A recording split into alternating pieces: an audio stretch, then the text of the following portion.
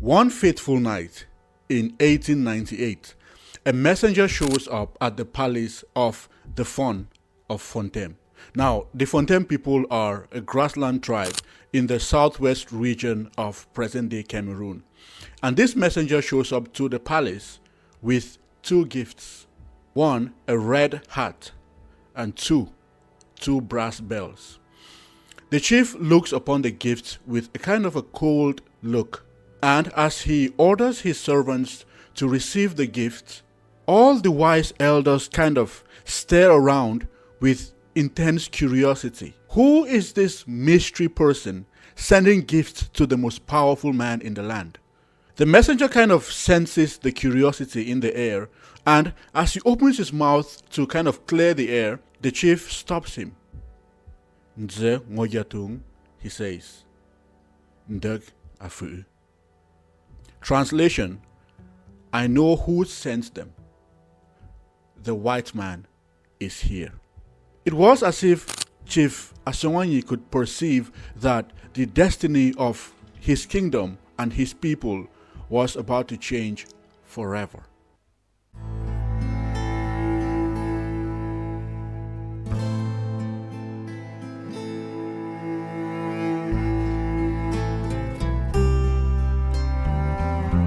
This is the tale of the earliest encounters between the Germans and a native tribe in the interior of present-day Cameroon, known as the Bangwa people.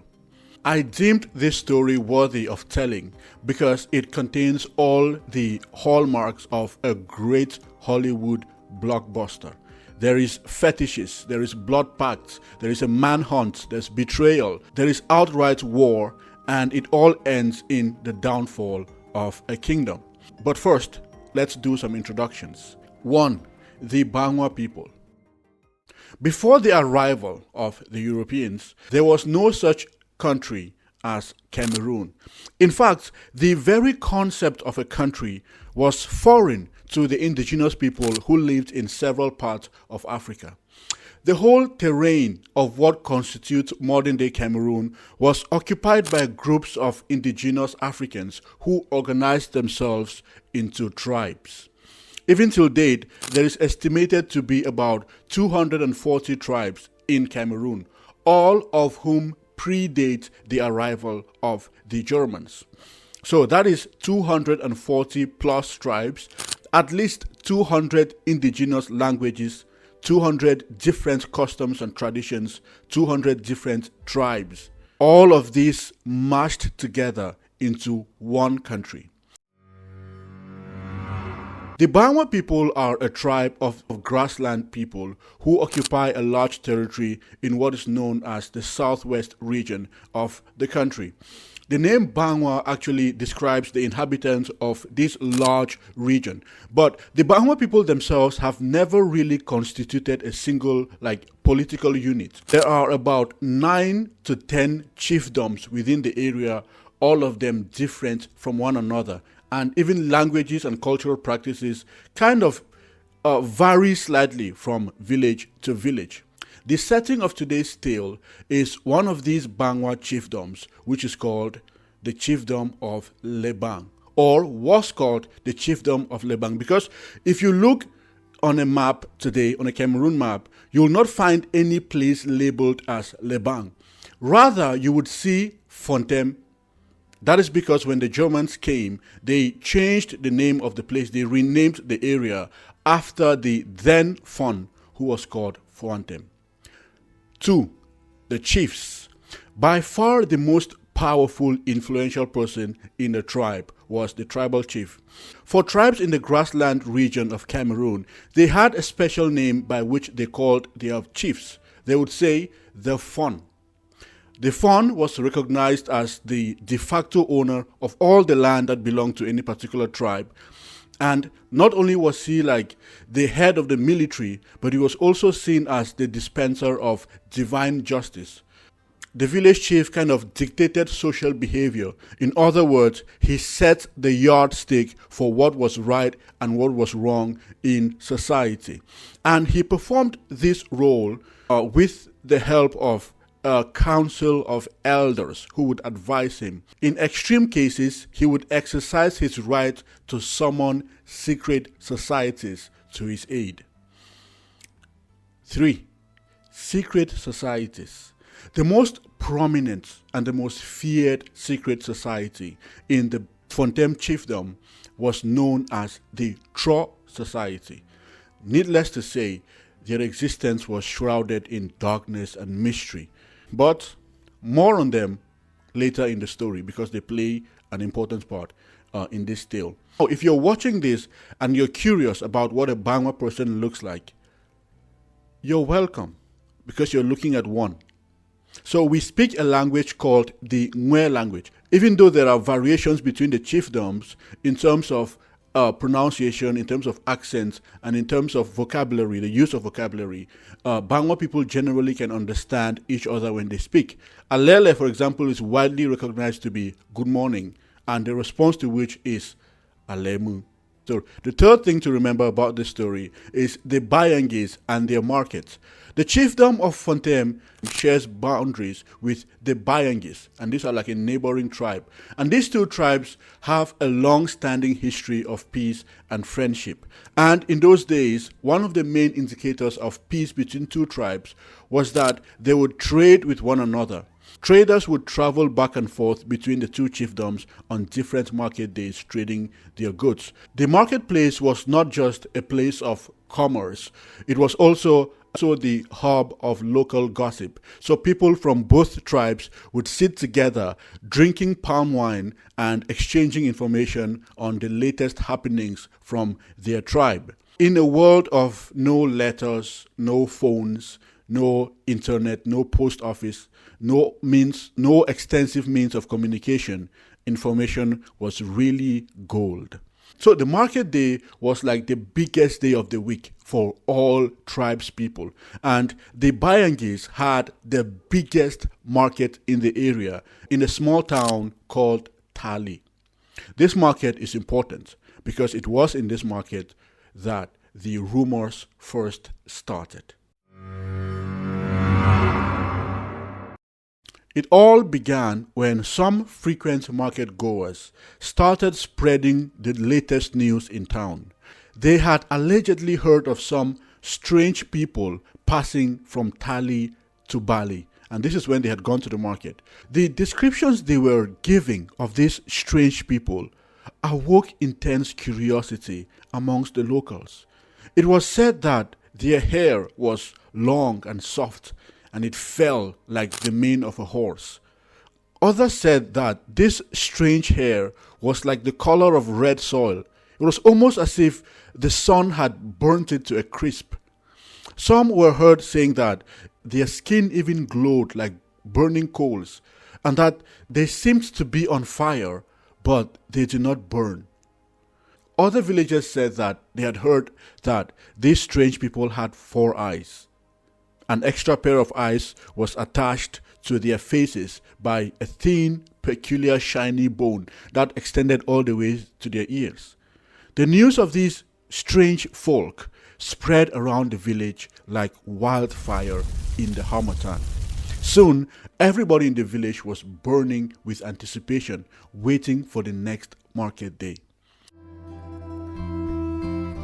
The next market day came, and everyone poured out of the village to hear for themselves news about the strange people. But they got something even better, because there, at the marketplace in Tali, was one of the strange burning people. Yes, it was true. There was actually a fiery-haired, 4-eyed burning man right there in the market at Tali. The villagers could scarcely believe their own eyes. Later that evening, there was commotion at the palace of the chief or the Fon of Fontem. Everyone wanted to be the first to deliver the news to the Fon. They were yelling with excitement. I saw him. His hair is just like they said. It was burning. And this man, he looked so strange. I've never seen anything like it. He had red-colored skin. But at that time, the narrative had changed. The villagers had all come to the consensus that this strange man looked like a grown baby. They said that he spoke with a soft voice and his skin looked so delicate and fragile, like a newborn baby, he would say. And they said that even the language he was speaking, he uttered it in such delicate small tones, incomprehensible though, but it was so delicate and soft. I wonder how these people thought the German language was soft and delicate. In the midst of all of this furore, Chief Fontem Asonganyi remained as calm as ice. Is that so? He would ask. And the narrator would answer, yes, my son, it is so. I saw it myself. It was as if he already knew that it would not be long before he himself had a major part to play in this story. And he did not have to wait long.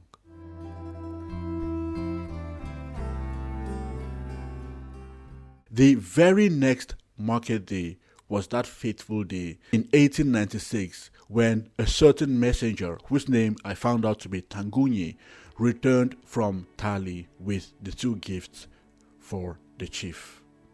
Again, remember, a red hat and two bells. The baby Burning Man had sent them, and instantly the chief knew what that meant. The Game of Thrones had begun, and when you play the Game of Thrones, it's either you win or you.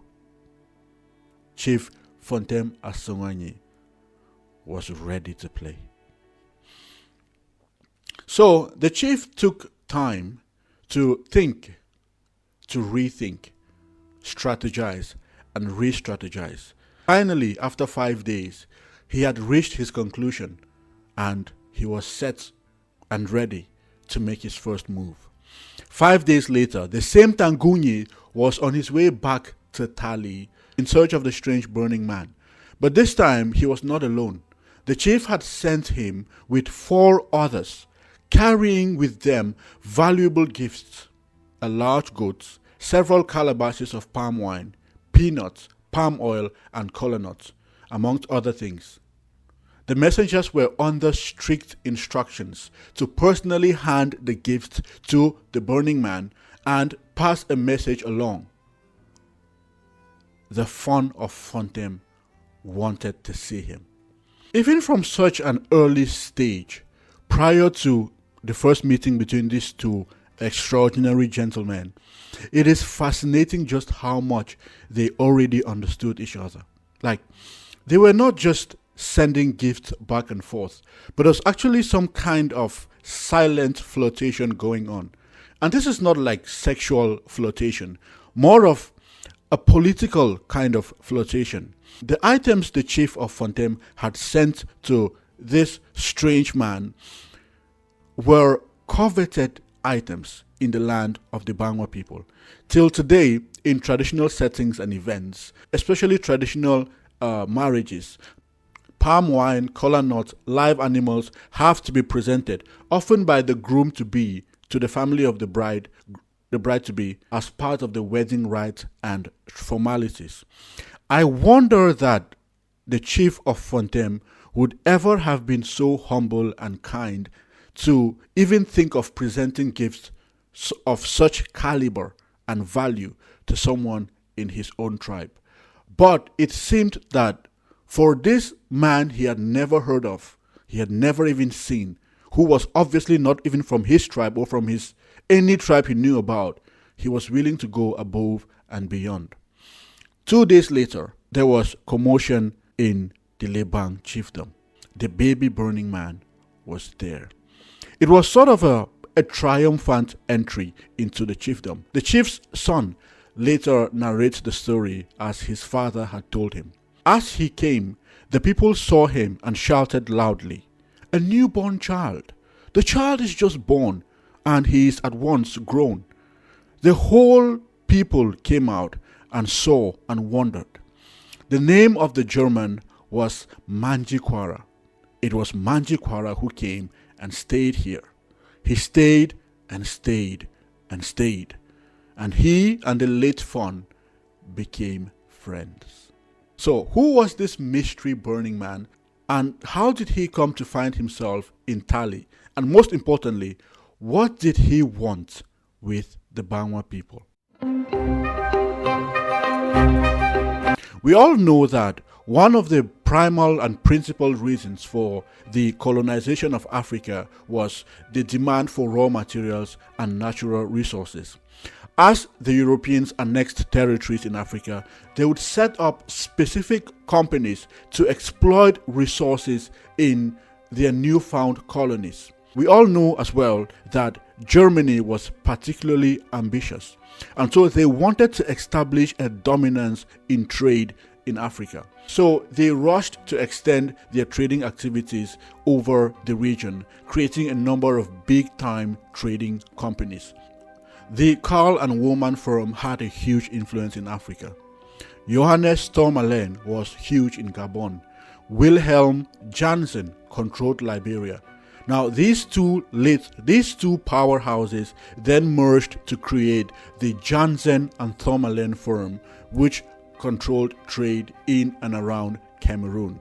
So, when the 25-year-old Gustav Conroe arrived Cameroon in the September of 1890, he had ambitions of making a fortune working for this huge company. But Africa does change people. He saw this open forest spread out in front of him, and his mind became itchy for adventure. He would ponder what strange wonders lay beyond the yonder, where no man would dare wander. Within a short time of being in Cameroon, Conroe's opportunity came in the form of Dr. Eugen Zintgraff.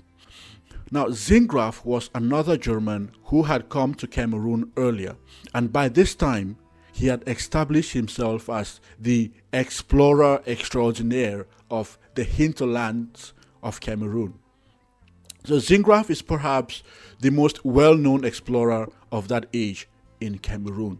And if you think the story of Conroe is crazy, by the time we are done, just wait until you hear about the misadventures of Dr. Eugene Zintgraff in Cameroon around the same time. This I will handle in later episodes.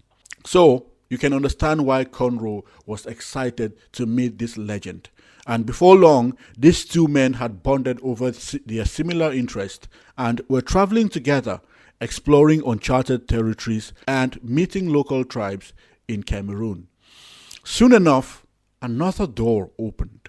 There was a government position for commercial expedition leader, and it had recently been occupied by a certain Heinrich Neber. Unfortunately for Mr. Heinrich, he got caught up in a conflict between two tribes. In the blink of an eye, this man was gone, and his position lay vacant. And guess who the German government deemed fit enough to take over this position? Gustav Conroe. Conroe operated in his new position with passion and energy and efficiency. He led expeditions into the hinterlands and secured German control over the territory. It was during his time serving in this capacity that he worked in some parts in and around the Bayang and the Bali region. Now we know why his appearance at the Tali market was not a coincidence. He was actually headed back to the Bayangi villages where he had friends and allies. Now, but in all this time, Conroe never really came in contact with the Bangwa people. He heard about the Bangwa people, but he never met any Bangwa person. The first time he came in contact with the Bangwa people, he had taken a break, returned to Germany in the spring of 1898, and came back in August of the same year. So he was on his way back to Bali to ensure that things were running just as he left them before his vacation. On that fateful day in the market at Tali, Conroe writes that he noticed a gentleman who stood out from the crowd. He spoke Bayang, which is the Bayangi language, and he appeared to be of high rank. And that is why he approached this gentleman, and the two of them engaged in that conversation that led to the sending of gifts to the Fon of the Fontem region. If only Tangunyi had not gone to the market on that fateful day. So Conroe was ushered into the village in the midst of a great crowd of amazed and bewildered spectators. When they found themselves in front of a rather interesting cluster of houses, no one needed to tell Conroe where they were: the Palace of the Faun. The Palace of the Faun has always been the most important building in the Fontem Kingdom. In fact, if you search online for the Palace of Fontem, you'll find a website which gives you an elaborate map of the different buildings in the palace. We often think of palaces as large, fancy buildings located on top of a hill. And seriously, considering the fact that Fontem is so hilly, one would think that the Palace of the Faun would be located like on the crest of a big mountain, the crown of the kingdom. But to get to the Palace of the Faun of Fontem, the palace at Azi, you would be more likely to find yourself going downhill. And I know because I have been there twice. This is the photo of me and my secondary school classmates on an excursion to the Azi Palace. This was the second time I visited the palace. The first time was for a certain traditional ceremony, and my memory of that particular event is not very clear. I must have been about 10 when I went the first time. Now, to get to the palace compound, you have to descend a steep slope. I remember the descents being particularly frightful because the path could get really slippery in the rainy season, but also because to your right, as you descend into the palace, there is the chief's secret forest. The chief of Fontem not only has political and social control over his kingdom, but he is also kind of the custodian of spiritual and traditional authority. And right there in that secret forest are said to be traditional and spiritual forces and entities that even the Bangwa people themselves shiver to think about. If you have ever been to any high-profile Bangwa traditional ceremony, you will have a vivid memory of the exact moment when you first set eyes upon a member of the Tro society. It is hard to describe exactly what the Tro is. Some people say that the Tro is a specially made spiritual costume that serves as permanent residence for the spirits of the ancestors and a variety of powerful deities. On special occasions, the members of the secret Tro society pile into the secret forest and put these costumes on. Nobody knows who these men are because their faces are often concealed beneath the Tro masks. But it is widely known that you must be a person of spiritual muscle, like a kind of spiritual Arnold Schwarzenegger, to be able to adorn the costume of a Tro. It is also said that from the moment these men put on these costumes, they instantly become possessed by the spirit in the costume. And they lose any sense of who they are or what they are doing. They become channels for the spirits to express themselves. When traditional activities reach like the climax, the fever pitch, that is when the Tro emerge. And this is often the highlight of the event, with frightened people running, screaming, and yelling. It is forbidden to look the Tro in the eye. It is forbidden.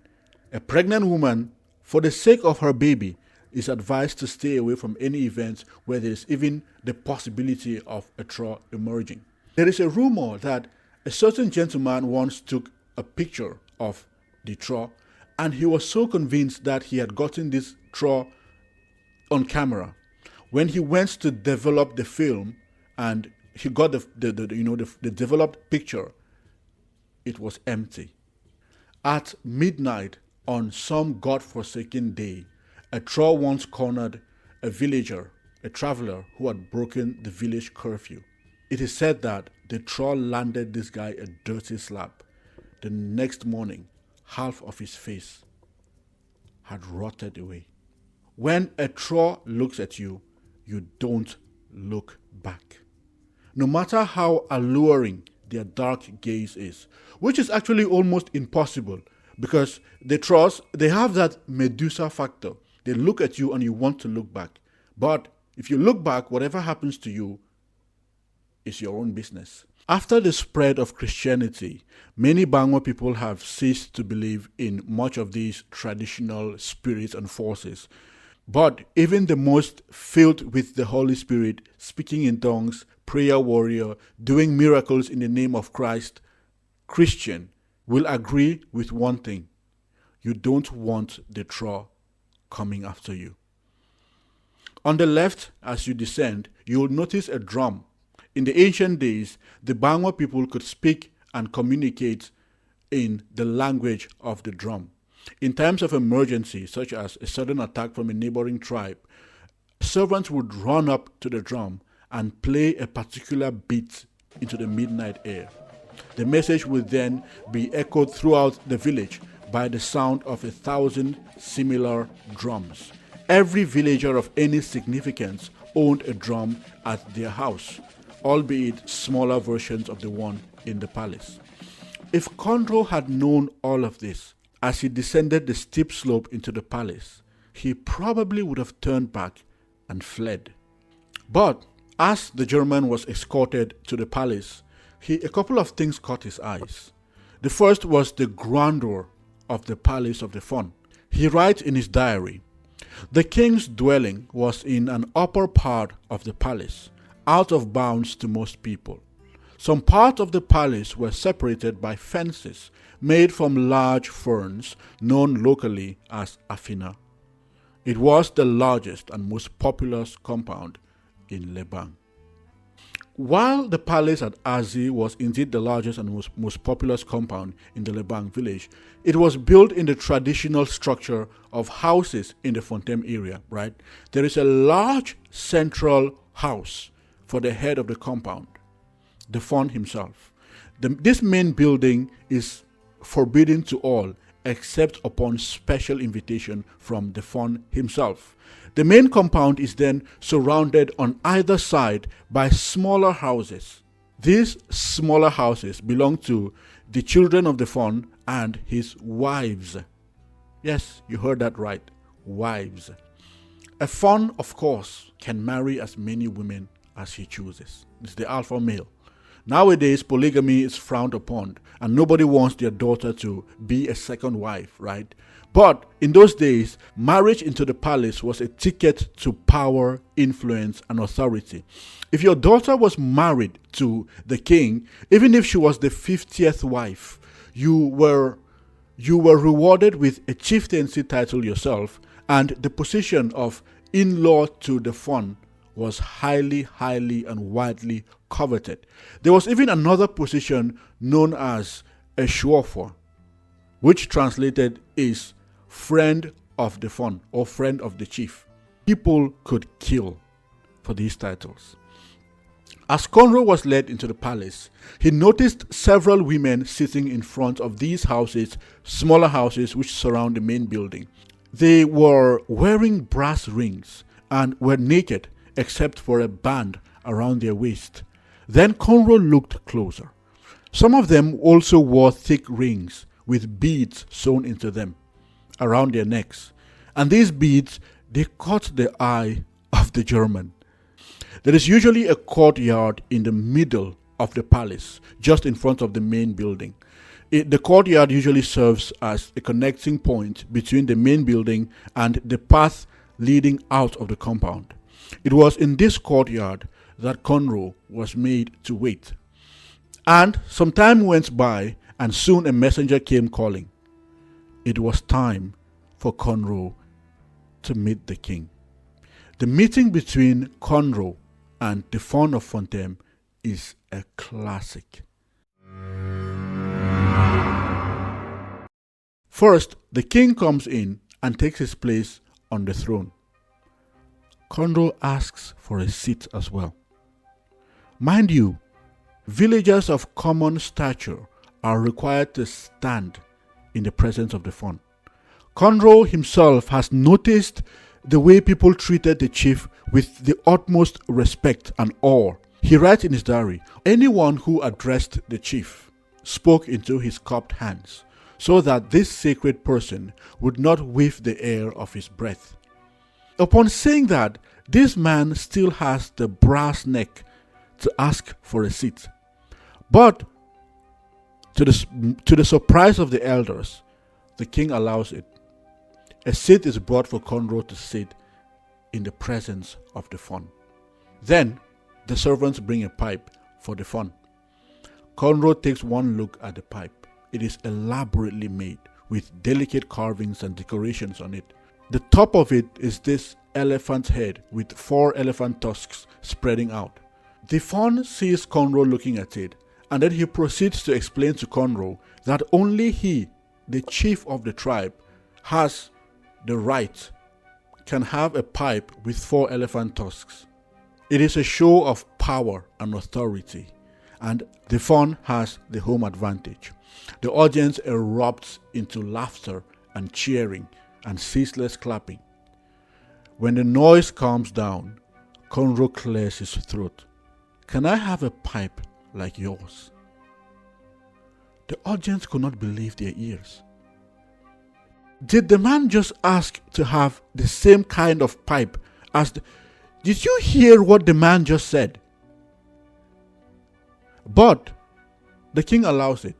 "I will give you this same one I'm smoking now." He replies, "I can easily have another one made for myself." It was almost like the king would break any tradition and tolerate anything from Conroe, from the sending of gifts to letting him have a seat in his presence. And now he can have the same pipe the chief was smoking? What was going on? However, Conroe was not an amateur in the game of politics and gift giving. He knew he could not just keep receiving. At some point, he was going to have to present a gift in return. So he made an offer. "My chief, would you like to send some of your people to go back with me to the coast and work there?" Chief Fontem agreed on the spot. Then Conroe spoke again. "It is my hope that we will become friends." The fawn extended his hand and Conroe took it. The 2 men shook hands. But you see, the chief did not understand the nature of Conroe's proposal. He did not ask what manner of work Conroe was talking about on the coast. Because if he had asked, and if he had been aware of what the Germans were doing to natives on the coast, if he had been aware of the slavery that was going on the coast of Cameroon, he would never ever have shook that man's hand.